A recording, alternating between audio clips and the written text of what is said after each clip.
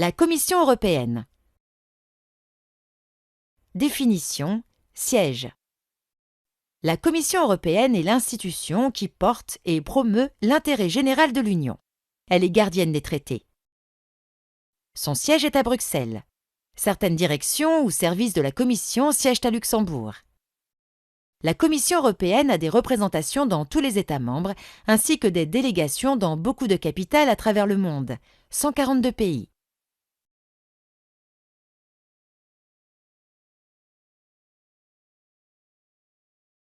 Cours historique.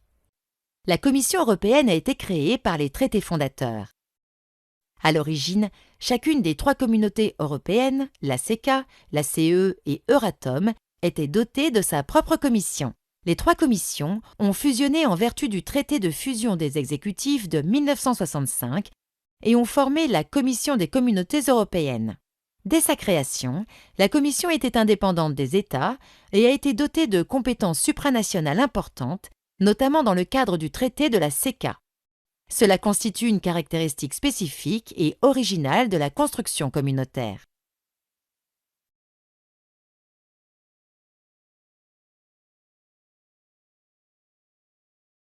Composition, direction, constitution et durée du mandat. La Commission européenne est une institution collégiale. Actuellement, jusqu'à la confirmation du Brexit, le collège est composé de 28 commissaires, un commissaire par État membre, dont le président et des vice-présidents. Le traité de Lisbonne a fusionné l'un des postes de vice-président de la Commission et celui de haut représentant pour la politique étrangère et de sécurité commune, PESC, dans le poste de haut représentant de l'Union pour les affaires étrangères et la politique de sécurité. Les membres de la Commission proviennent des États membres où ils ont occupé des positions politiques. Toutefois, en tant que membres de la Commission, les commissaires doivent agir dans l'intérêt général de l'Union dans son ensemble et ne pas prendre d'instructions des gouvernements nationaux. Le mandat des commissaires est de 5 ans. La Commission entre en fonction le 1er novembre suivant les élections européennes. La procédure de nomination de la Commission comporte 6 étapes. 1. Le Conseil européen propose au Parlement européen un président de la Commission en tenant compte du résultat des élections du Parlement européen. Le candidat à la fonction de haut représentant est également proposé. 2. Le Parlement européen élit à la majorité de ses membres le président de la Commission proposé par le Conseil européen. Si le Parlement européen récuse le candidat proposé, le Conseil européen a 1 mois pour proposer un autre candidat. 3. Chaque État membre propose un commissaire. 4. Sur la base de ces propositions, le Conseil de l'UE, statuant à la majorité qualifiée et en accord avec le président élu de la Commission, adopte la liste des commissaires. Les portefeuilles de compétences sont répartis entre les commissaires par le président de la Commission, qui établit aussi le nombre des vice-présidents. 5. L'ensemble du collège est soumis à un vote d'approbation ou de rejet par le Parlement européen. Au préalable, le Parlement procède à l'audition publique des commissaires par les commissions parlementaires, ce qui peut amener une mise en cause de certains candidats et une reprise des précédentes étapes de la procédure. 6.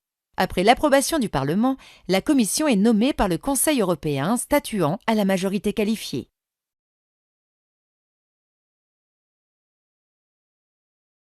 Les 4 principales responsabilités.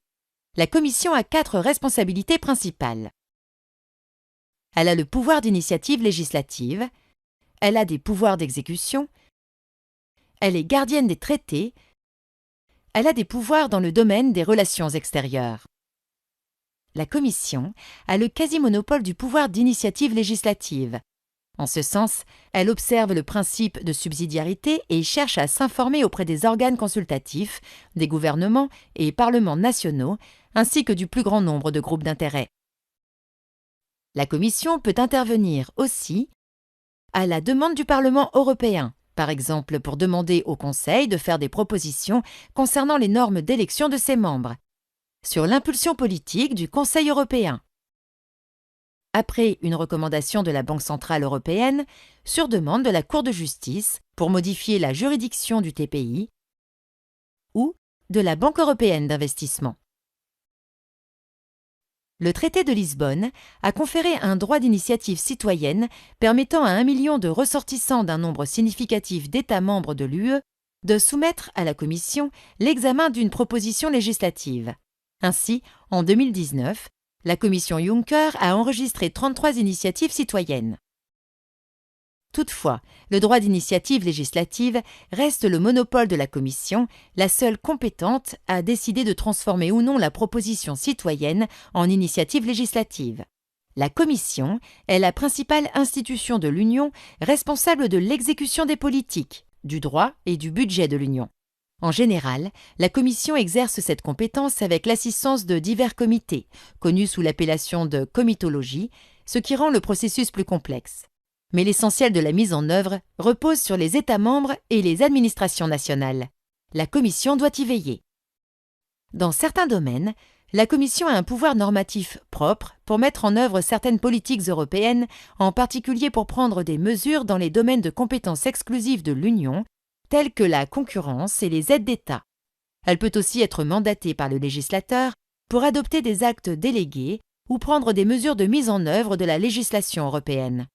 La Commission peut être mandatée par le législateur européen pour gérer directement des programmes européens dans de nombreux domaines. Elle exécute le budget européen, en partie en coopération avec les États membres, conformément aux principes de la bonne gestion financière. Exceptionnellement, dans des cas dûment justifiés, le Conseil exerce des compétences d'exécution. 3. La Commission agit en tant que gardienne des traités. Elle veille à l'application du droit de l'Union dans les États membres. En cas de non-respect du droit européen, elle peut initier une procédure d'infraction contre le ou les États membres concernés qui peut aller jusqu'à la saisine de la CJUE, recours en manquement. Elle a des responsabilités de contrôle et de sanctions quasi juridictionnelles dans le domaine de la concurrence et peut même adopter des directives ou décisions en matière de règles de concurrence applicables aux entreprises. 4. La Commission a des compétences multiples dans le domaine des relations extérieures, notamment par son vice-président, le haut représentant pour les affaires étrangères et la politique de sécurité. Elle négocie des accords commerciaux avec les pays tiers sur la base d'un mandat du Conseil, elle conduit la politique d'aide au développement, elle gère l'aide humanitaire, elle participe aux négociations d'adhésion d'un État à l'UE.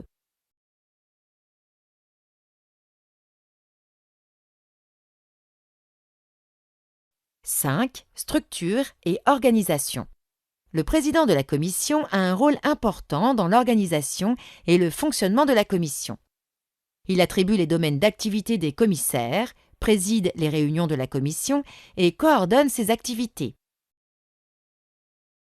Le président représente la Commission aux travaux du Conseil européen et présente au Parlement le programme annuel de la Commission et son rapport annuel. Contrairement à ce qui caractérise un gouvernement national, les membres de la Commission ne sont pas à la tête d'un ministère. Leur responsabilité peut s'étendre sur une, deux ou plusieurs directions générales de la Commission, et une direction générale peut être sous la responsabilité de plusieurs commissaires. Le personnel de la Commission compte plus de 32 000 agents répartis dans les différents services. Les directions générales de la Commission, d'importance inégale, sont spécialisées par domaine. Par exemple, la DG Concurrence, la DG Marché Intérieur, DG Région, la DG Énergie, la DG Transport. Les services internes et généraux, par exemple le service juridique, les services d'interprétation et de traduction, l'Office des publications, Eurostat. Les agences exécutives, par exemple l'Agence exécutive pour la recherche, l'Agence exécutive pour les petites et moyennes entreprises. Dans ce cadre, le secrétariat général assiste notamment la préparation des travaux et réunions de la Commission, la coordination entre les services et les relations avec les autres institutions et organes, la transmission, la notification et la publication des actes.